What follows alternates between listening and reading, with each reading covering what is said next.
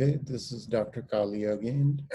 Today is March 28th, 2020, and this is video number 12, again on coronavirus pandemic Terminator series. And we had already discussed about slide 53 on the devastating effects on various industries, including cruise ships. But when we put that many people on such a crowded environment, we have to think through how to prevent these unfortunate infections and how to save our cruise industry. And we mentioned that all these designs are not necessarily by cruise ships, etc., not necessarily by these different efficient industries like cruise ships. Urban environments are not necessarily by comprehensive design, but they are by evolutionary processes. And most of the time, these designs work relatively well, except in small epidemics like norovirus in cruise ships and coronavirus that we are living through right now. And we already talked about, we have never collectively as a species held these discussions on what level of natural resource exploitation to support that density of population is tolerable, desirable, and optimal. And sometimes in the near future, we would have to have a comprehensive discussion on that topic. And one might ask, is there an annual international conference of city planners, leisure airline industry executives, cruise ship planners, business executives, engineers, architects, epidemiologists, ecologists, virologists, doctors, and all these different industries are planned? And the answer is, unfortunately, no. And do these international conferences include microbiologists and their environmental impact of all these industries? And the answer again is no. All these industries have grown from rudimentary concepts through evolutionary processes.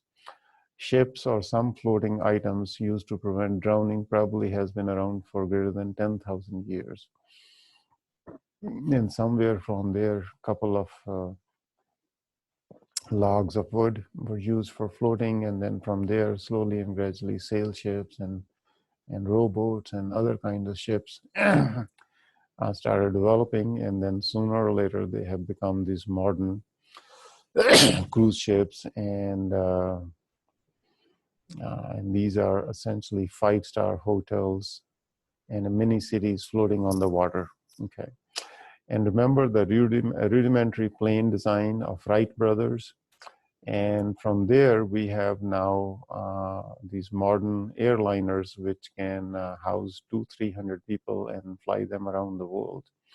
And again, we have never really solved the problem of how are we going to make sure that the air is not contaminated for all these people. And by and large, we have always been concerned about contaminated air in airliners. However, this coronavirus is going to shed a brand new light on how to prevent airborne infections in all these closed environment. And again, I don't believe there is ever an international convention of varied disciplines, diverse disciplines, like we mentioned in terms of city planners, leisure airline industry, and business executives, engineers, architects, epidemiologists, ecologists, virologists, doctors, microbiologists, and all these people calculating the environmental impact of these industries. But sometimes in the near future, we are going to have to revisit these topics and look at the underlying assumptions that have built these industries. So without comprehensive plan on March 28th, 2020, of course, I did this typing on March 24th. We have been dealing with Ebola virus epidemic, which has been partially stabilized, at least temporarily. The AIDS epidemic is still ongoing, and now we are in the middle of coronavirus pandemic. And the reason I bring this point out again is that the underlying assumptions that we have all made about how these things are designed, complex, densely populated urban environments, have never been fully thought through, but they just evolve. And same thing happens for other industries. For example, the trains have been around the world for more than 125 years. Airplanes have been around for more than 100 years, airliners. Buses, trolleys for more than 110 years.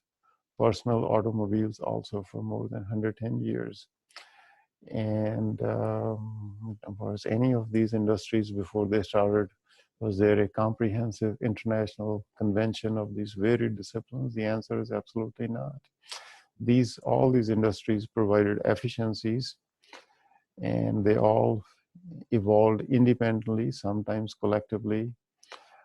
Business school management graduates bring efficiencies to these industries. Sometimes government actions help along. For example, deregulation of many industries, but especially airline industries in 1980s led to this huge growth of cheaper flights. And cheaper flights meant that cruise ships, five-star hotels around on the beaches all over the world could be built, and people could cheaply fly to them and get entertained. And that was a wonderful thing. However, nobody at that time anticipated the downside of this. And five-star resorts all over the world, all over the globe, rely on these feeder airlines to fill those resorts.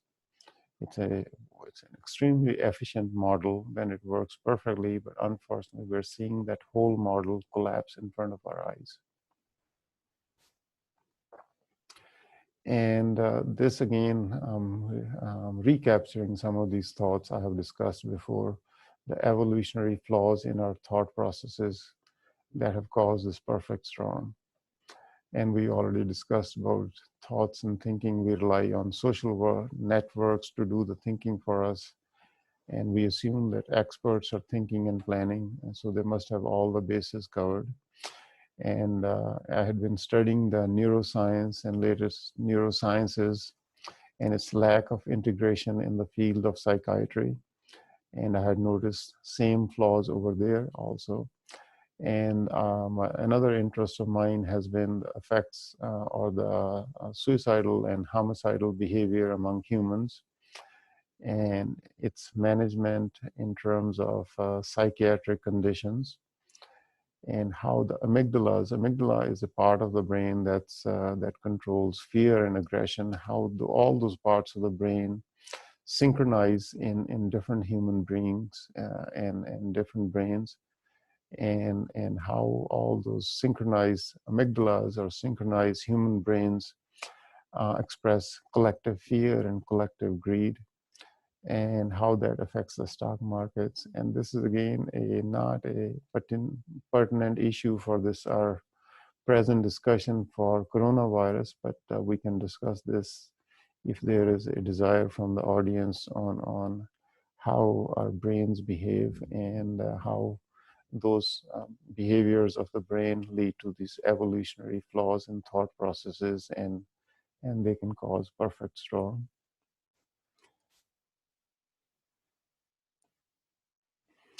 And the same kind of behavior is seen in the herds of mammals. For example, when the wildebeest see a tiger, none of them sit and contemplate to be 100% sure that this is a tiger and indeed the tiger is threatening the herd. They all suddenly take off, and the same behavior is seen in a flock of birds, and how they synchronize and fly so precisely, and the same behavior is seen in a school of fish. And I was actually in the process of writing a book on neuroscience and its effects on various medical conditions, anxieties, depression, suicidal behavior, homicidal behavior, terrorism, disruptive behavior prediction, and few unmanaged forces of altruism that can lead to terrorism. And my transcriptionist said to me that I have the material of 3 books in that one book.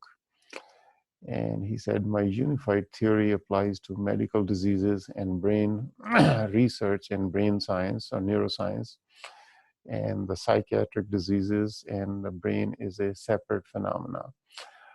But anyways, the reason I bring this out is, again, to point out that how these different brain phenomena can create these perfect scientific flaws and evolutionary flaws in our thought processes.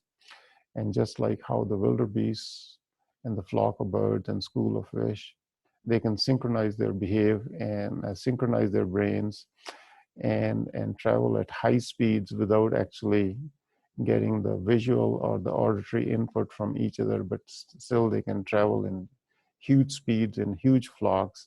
Same way we humans do the same thing. How that same behavior is reproduced in the stock markets, and we have seen the stock market fluctuations now. And if there is not interest in this, if there is interest, a lot of interest in this topic, then we can explore this further down the road.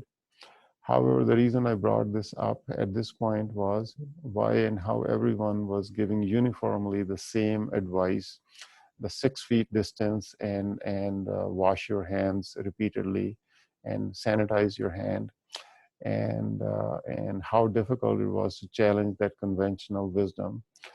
And in my mind, the wrong advice of relying on surgical masks and N95 masks is going to have a huge shortfall and a scientific blind spot, and that is unfortunately going to cost lives. So that was part of the reason I wanted to bring this. And this is slide number 62, and this is video number 12. So we are going to conclude that at this point, and then we'll pick it up from where we left in a little while.